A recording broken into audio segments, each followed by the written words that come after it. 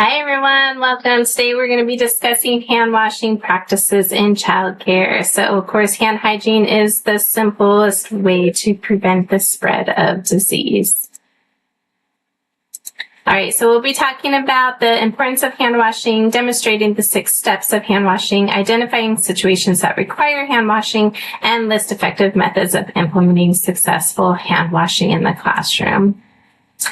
Hand washing is the first line of defense against the spread of illness. So we know that unwashed or improperly washed hands are the primary carriers of infection.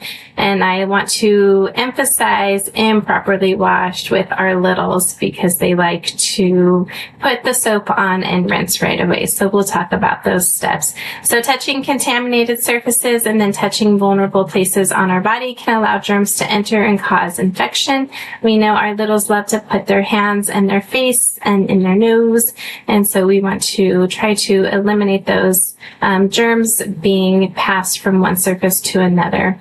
Hand washing stops the spread of disease and infection, which is important for you and the children in your care. Studies find that proper hand washing decrease the occurrence of diarrhea-type illnesses in children and adults by 50%, and it can also help prevent colds, flus, and other infections.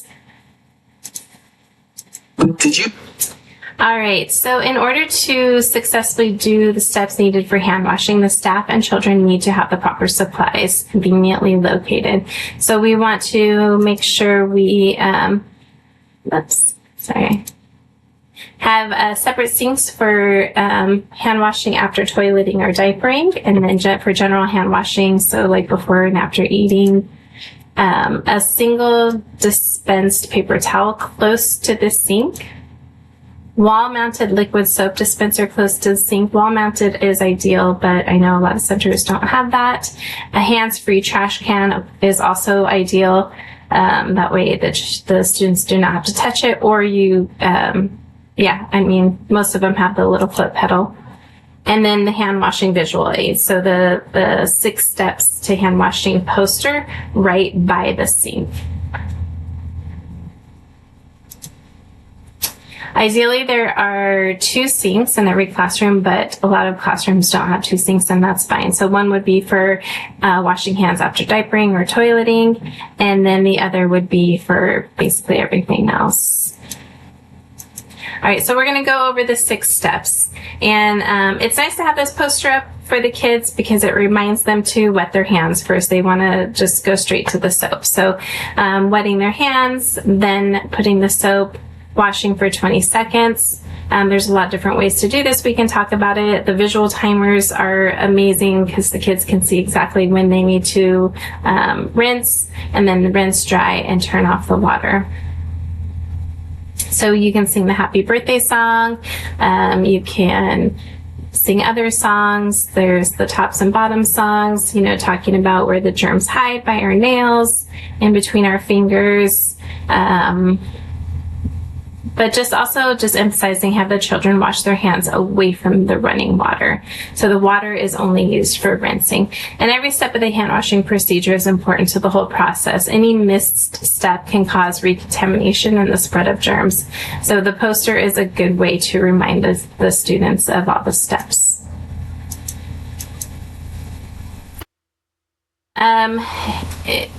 In the past, we had to turn off the water with the paper towel. It's still best practice, but it is not going to be marked down.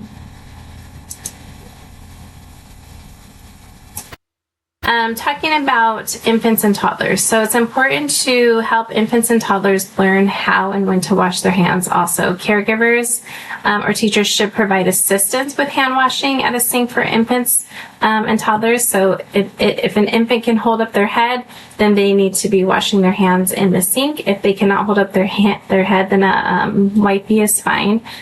And then any toddlers that need assistance, the teacher should be there assisting them, making sure that they're washing the 20 seconds.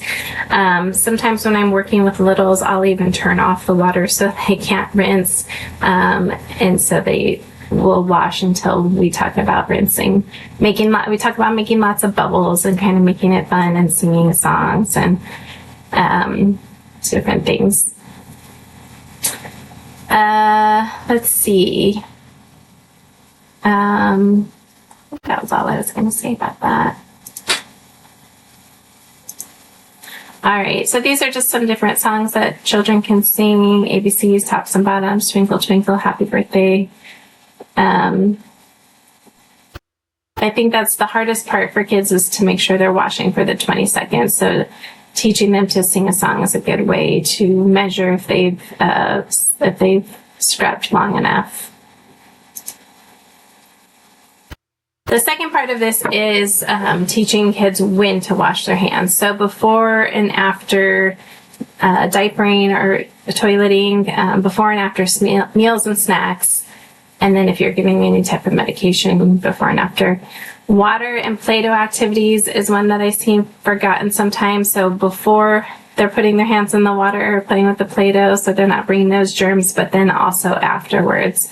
And then after any messy play, art, anything like that, coming in from outside, anytime they touch their face, wiping their nose, of course, using the bathroom, and then handling trash, or some of these are more just for the teachers, but removing mouth toys. Hand sanitizer is okay for children that are 2 and up to use if their hands are not visibly dirty.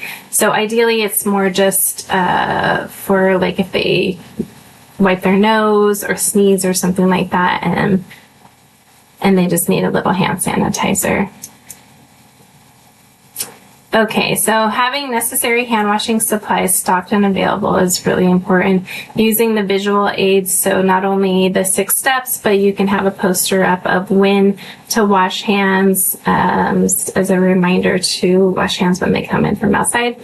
Incorporating hand washing times into the schedule, so just making it part of your routine, and practicing hand washing. So you're practicing at center time, talking about the 6 steps, you're reading books, you are making sure while they're there, if they go up to the sink and they get soap and rinse right away, you're making them redo it and practice the correct way. So just making sure it's practiced and talked about a lot throughout the class day. Let's see.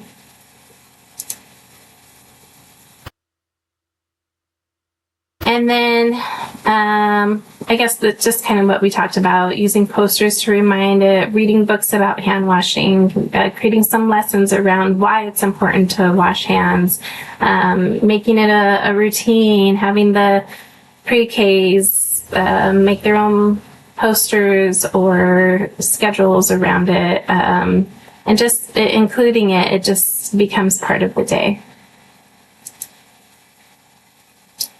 It is something that probably needs to be talked about often, so it's not like a one and done. And this, of course, helps prevent the spread of germs. And we know there's a lot of germs that go around the daycare centers and preschool centers, and we just want to make sure that we are keeping it as germ-free as possible so people aren't getting sick. So following the 6 steps to hand washing, of course, is important. Being aware of situations that require hand washing and making sure you are washing hands regularly. And then limiting hand sanitizer, but if you need to use it 2 and up, if the hands are clean. And then teaching children how and when to wash their hands is an important part of the day. And assisting those children who do need it, those infants and toddlers. All right, this was a short training, but an important one, a good reminder. There are some videos out there that you can look up on YouTube to remind kids to wash hands and the 6 steps and things like that. So make it fun. And that's about all I have for you. This is Hand Washing in Childcare. It was created by the Maricopa County Childcare Health Consultant Program, Wendy Ayers and Marnie Richardson. So thank you to Wendy and Marnie. All right, have a wonderful day.